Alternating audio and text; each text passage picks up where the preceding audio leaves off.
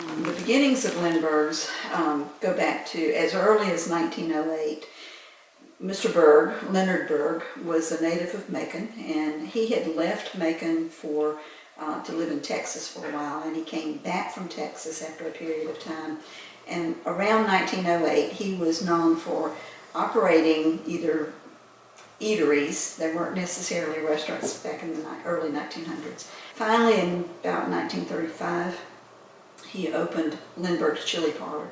Before that, people would just say, oh, we're going to Len Berg's place, even if it was named something else. So that's the earliest part. And then in 1943, I think it was, he sold to Mr. Art Berry.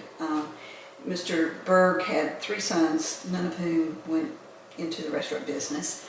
They went into other professions, and so he got Mr. Berry to purchase the restaurant.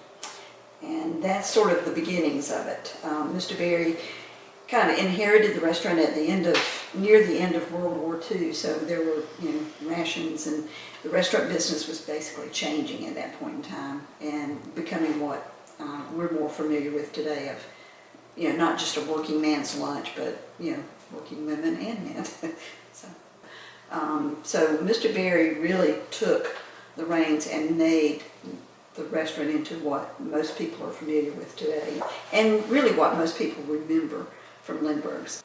In the early days of Mr. Berry owning the restaurant, he hired a chef who had had some training in New York, chef. Yeah. And then he also hired Jerry's father to work with him. So Jerry's dad worked with the restaurant from the 1940s, and then he purchased the restaurant in 1969.